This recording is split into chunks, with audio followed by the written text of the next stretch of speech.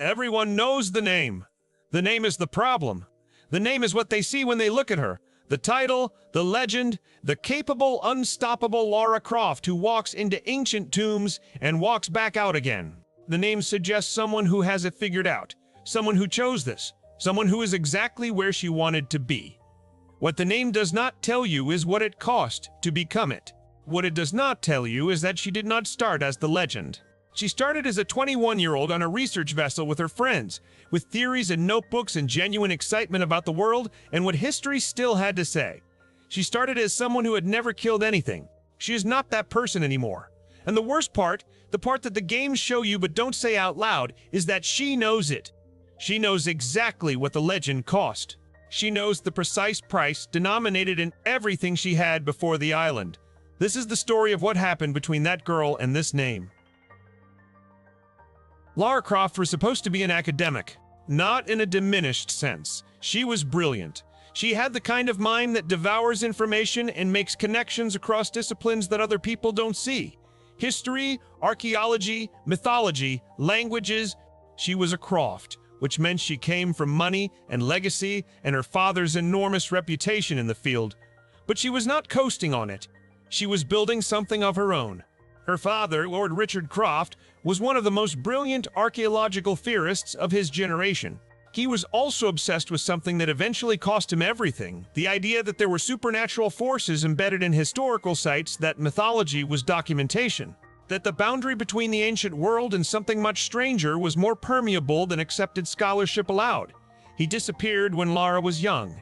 Not suddenly, he disappeared gradually, into the obsession, into the research, into the theories that his colleagues stopped taking seriously. And then he died, chasing a version of the truth that he could never prove. He left Lara the Croft estate. He left her his research. He left her a name that opened doors in academic circles and a family mythology that cast a long, complicated shadow over everything she tried to do in her own right.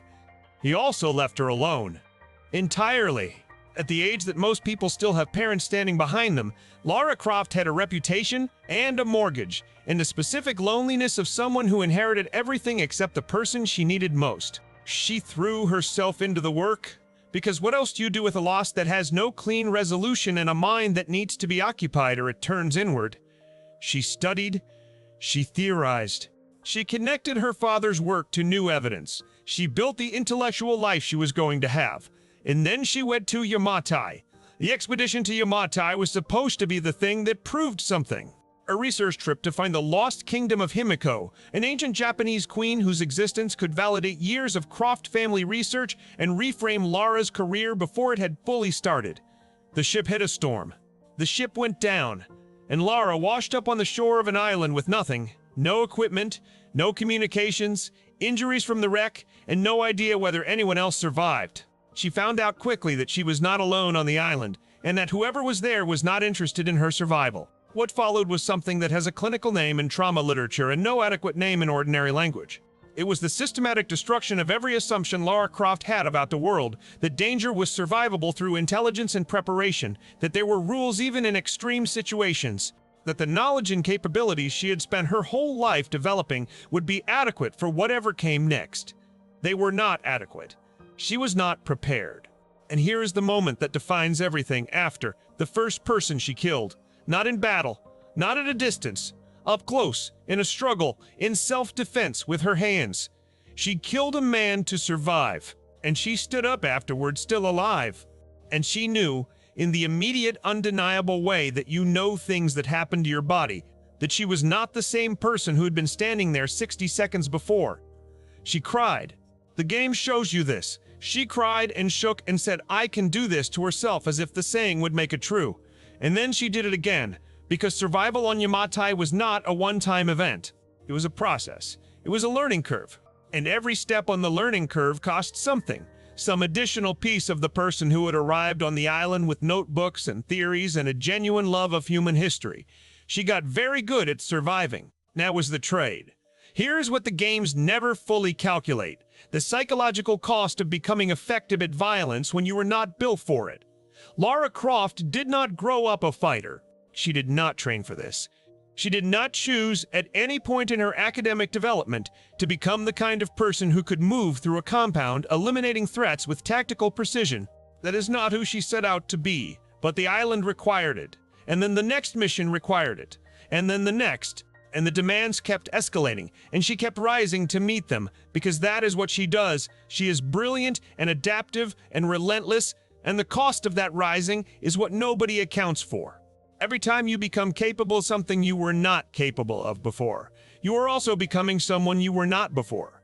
The capability and the person are not separable. You cannot add the ability to survive extreme violence to yourself without also adding everything that makes that ability possible. The detachment, the readiness, the way the body and mind pre-process situations as threats before they've been confirmed as such. Lara Croft is haunted. Not metaphorically. Specifically, she has nightmares. She processes her experiences through narration and documentation because externalizing them is the only way to keep them from consuming the interior. She keeps moving because stopping means being alone with everything she has had to do. And here is the next layer, the friends, the people from the ship, Sam, who was taken, Jonah, who survived but carries his own damage, Reyes, who blamed her, Alex, who died. She survived the island. Not everyone did. And survival when people around you did not survive is its own specific weight. The question you cannot stop asking about what you could have done differently, what earlier decision might have meant a different outcome, whose name you have to carry forward while they don't get to have a forward. After Yamatai, Lara Croft had a choice. In theory, she could have stopped, gone back to London, gone back to academia, processed what happened in whatever way was available to her, and built a different life. She had the resources, the estate, the name, the intelligence that had always been there. She did not stop. She went back out. And there are two ways to understand that decision, and both of them are true simultaneously. The first is that she genuinely believed in the work, that there were real things at stake, real forces operating in the world that required someone capable of navigating them. Her father believed this. The island proved some version of it. She was the person most equipped to continue. The second is that she could no longer access the version of herself that would have been content with ordinary life. The island didn't just change her skills, it changed what she needed.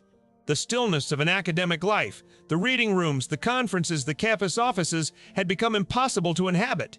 The only context in which the person she had become made sense was the field, the danger, the next discovery that required everything she had. She is addicted to it, not in a glamorous sense, in the way that trauma can wire someone to require the conditions that produce the trauma to feel functional. The hypervigilance only feels normal when there is something to be hypervigilant about. So she goes back again and again. Trinity, ancient artifacts, conspiracies that run deeper than any single mission. The legacy of her father's research pulling her further into the same rabbit hole that consumed him. And Lara Croft's specific horror is this: she can see it happening. She is not her father. She is not consumed blindly. She knows the shape of the trap. She sees the way that each new discovery leads to another, that each answered question opens three more, that the work will never actually be complete because the work is not the point anymore. The work has become the only thing keeping her together. The Croft estate stands empty most of the time. She returns to it between expeditions. She walks to rooms full of her father's research and her own additions to it. She is surrounded by evidence of the Croft family legacy. Portraits, artifacts, the accumulated substance of generations. She is 20-something years old, and she is the last of it. No one comes to visit. Her relationships are shaped by the work, the colleagues and guides and contacts she relies on in the field. Outside the field, in the ordinary social architecture that most people her age are building, friends, relationships, the slow construction of a life that belongs to you and not to a mission, she has almost nothing. The name opened every door. The name closed the ones that mattered. Because when you are Lara Croft, when the legend has attached itself to you, when what you have survived has become its own mythology, the person underneath it becomes increasingly inaccessible. Even to you. Even in the quiet of the estate when there is no one watching and no mission pending, and the only thing in the room is the silence and the question of who you actually are when you are not the person all of this required you to become. She keeps going. She always keeps going. That is the thing about Lara Croft. She does not quit, she does not break, she finds what she needs to find, and she comes back and she survives. By every external measure, she wins. But here is the accounting that the victories don't touch. She went to Yamatai as one person and came back as another, and the person she left behind never came home. Her father's obsession became her own, and she understood it too late to choose differently. The things she had to do to survive made her the most capable person in any room, and the loneliest person in any room simultaneously. And the legend, the name, the reputation, the Lara Croft that the world sees, is not a record of who she is. It is a monument to what she traded. The woman who was supposed to be an archaeologist is still in there somewhere, the one with the notebooks and the theories and the genuine wonder at what history still had to say. She is buried under everything the world required instead, and every expedition moves her further from the way back.